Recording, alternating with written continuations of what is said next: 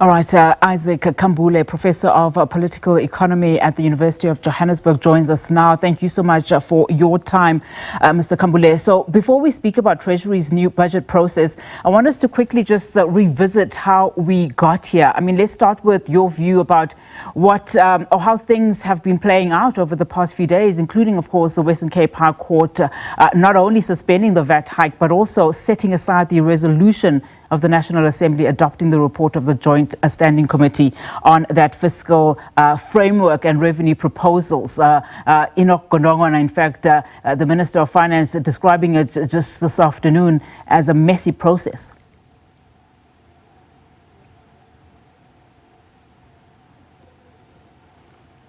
All right, so we don't seem to be having Mr. Khambule there. We'll try and see if we can re-establish that line to him. But essentially, he is the Professor of Political Economy, just weighing in on those financial developments. All right, so let's continue to this now. The ANC briefed the media a short while ago.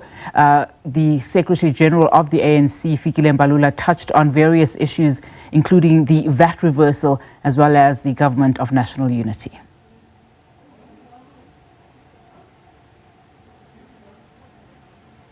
All right, let's see if we can get Professor Khambule. Prof, I wonder if you can hear me now. Just basically, just unpack to us before we speak about Treasury's new budget process, how we got to this point and how would you characterize this whole process, including, of course, that Western Cape High Court ruling. Just moments ago, Finance Minister Enoch Godongwana described it essentially as a messy path.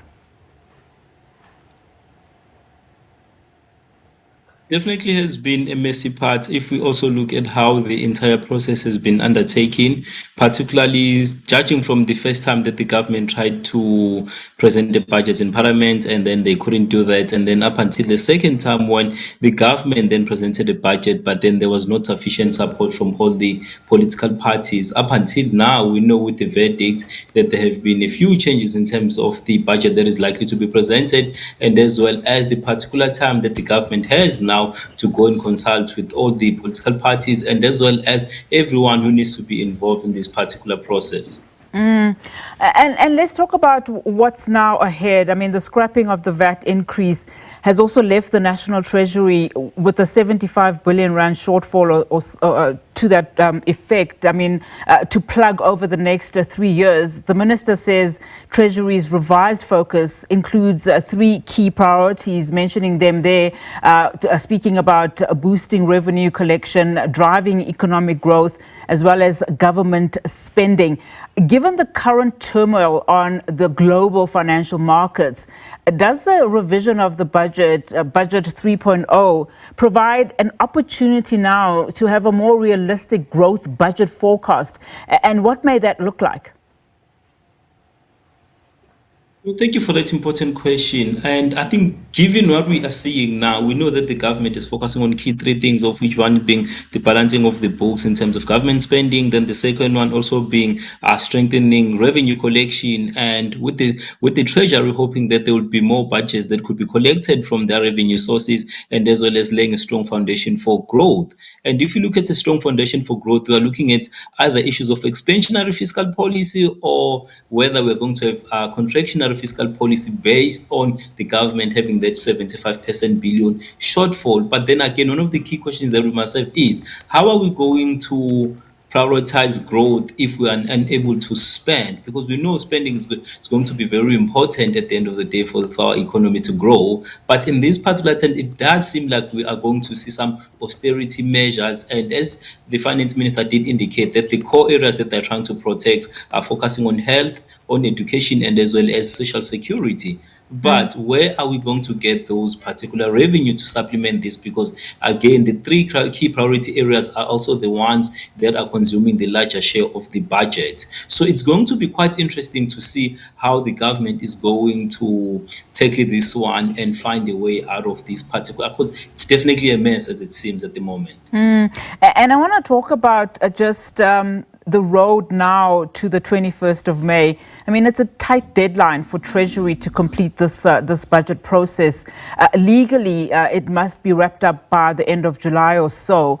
But notwithstanding the fact that after the finance minister tables the budget, parliamentary committees will have to adopt these reports on related legislation that must then also be voted by the National Assembly. I mean, speak to us about, firstly, the feasibility of meeting the deadline, because I think all South Africans are watching this process very closely now.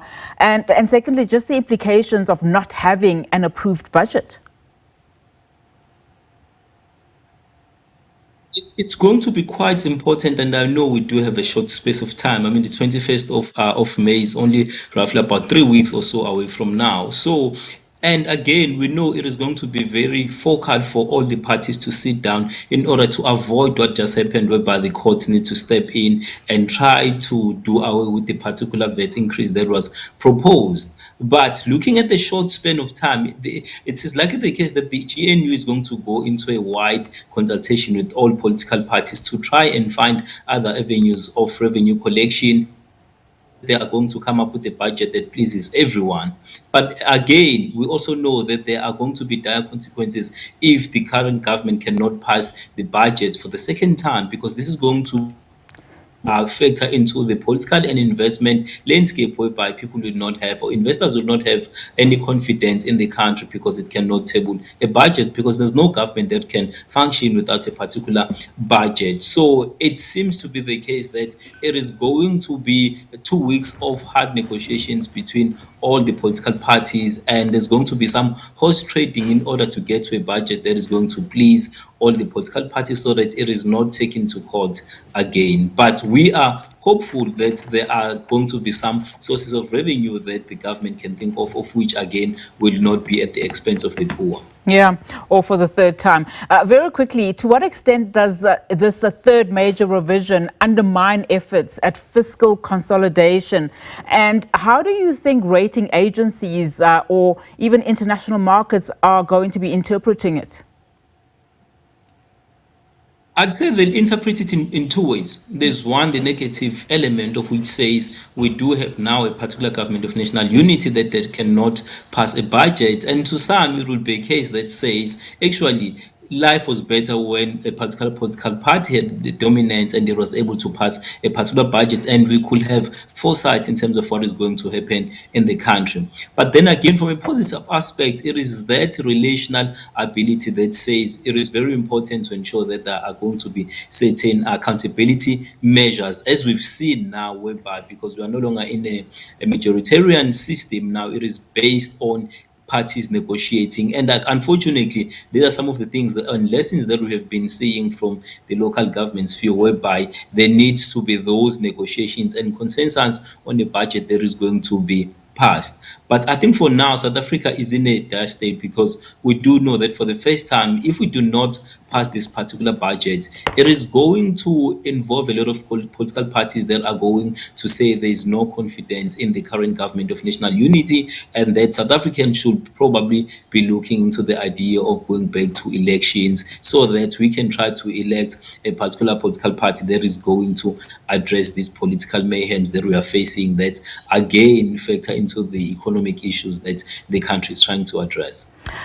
Prof, of course, some concern in terms of how provinces will be able to factor in their spending and their, different budgets, notwithstanding, of course, the appropriation bill, which does kind of allow for that spending to continue to take place. What are we likely to see there in terms of just the concerns at provincial level? There's bound to be major fiscal concerns, because it's both the local government and as well as the provincial. And if you also take in the issues of the division of our now, Professor Isaac Khambule there from the University of Johannesburg, of course, a professor of political economy.